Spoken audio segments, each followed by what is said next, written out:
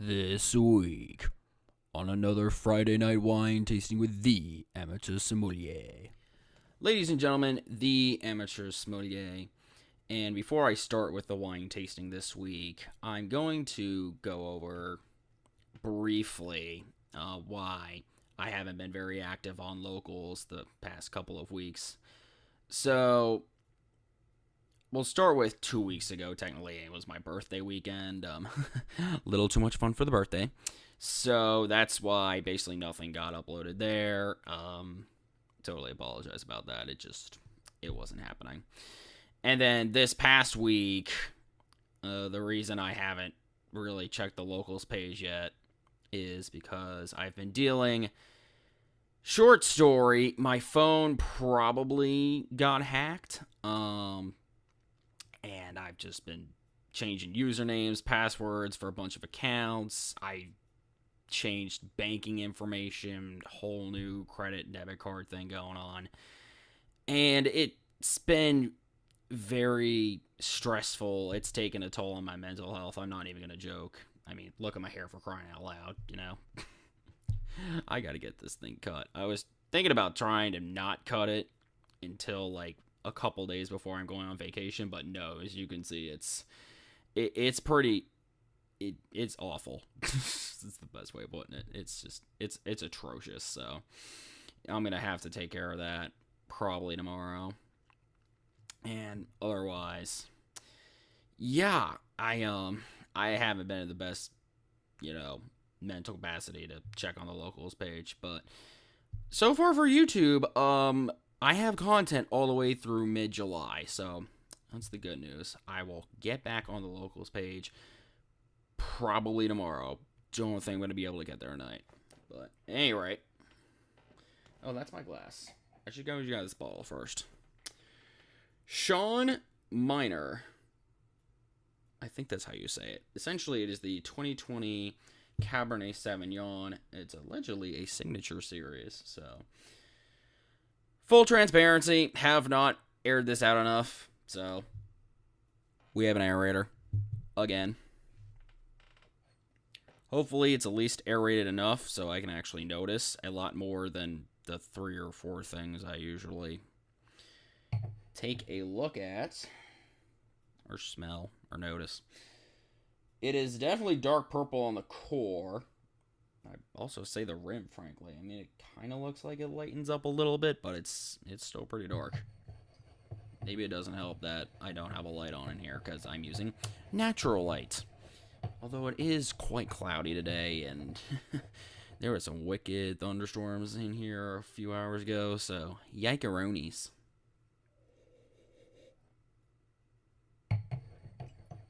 I'm intrigued. Dark fruit characteristics, no doubt. First thing I notice.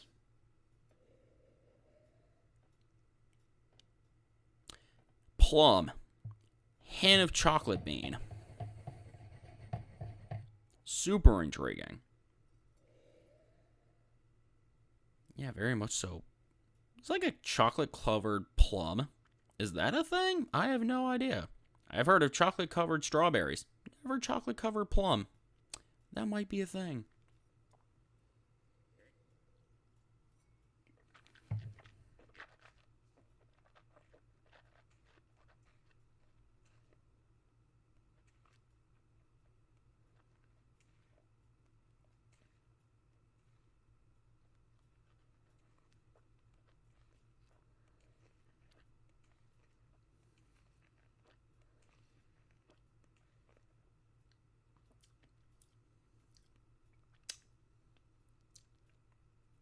That's fascinating.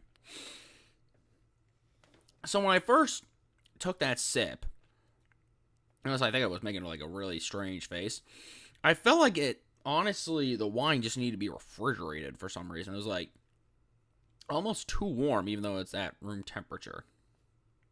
Which, to be fair, the reds are supposed to be served between, I think, 55 and 65 degrees Fahrenheit. So maybe it did need to be refrigerated. I have no idea. It's very interesting. As I swish it around in my mouth, that's when I really started to notice there's quite a bit of spice on there. You get a little bit of plum, a little bit of dark fruit characteristics, but you get the tannin, the spice, dries out your mouth quite a bit.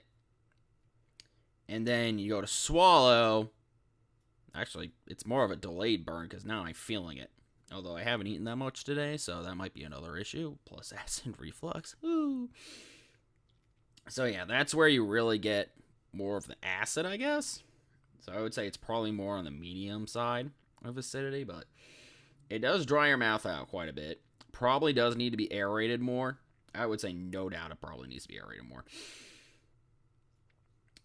I think, for 2020, it's kind of on the young side, but I don't think it needs to be aged really, maybe a year extra. I doubt it. I mean, it's a good wine.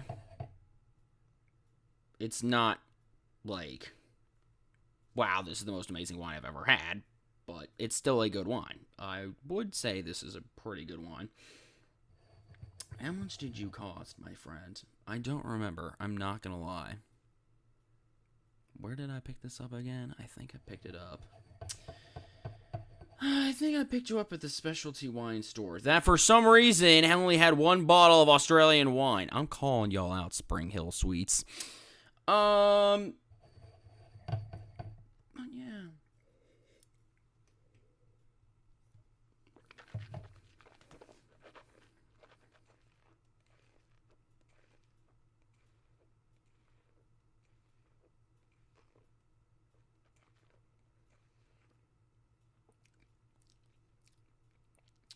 Definitely more sweetness on the nose. And in the palate, you really just get more of the spice of tannin. And it go down the throat, and that's where you get the acidity. Very odd. Very interesting. It makes it kind of complex in a way. Because you're just not thinking all that stuff goes together. So, I think this is a good steak wine. And guess what? I'm having steak for dinner. So, thank you guys so much for watching. I know it's a bit of a longer video. Apologize about that. But, make sure to leave a like, subscribe. Follow me on Locals at yoboyaaron.locals.com. I will eventually get my butt back on that site, for crying out loud. I should probably write that down for tomorrow. Actually, definitely should do that. And, wow, that is a really delayed burn. Ow. Whew, that's about more of a burn than I thought it would be. I will catch you guys, though, on the next wine tasting. Good night, everybody.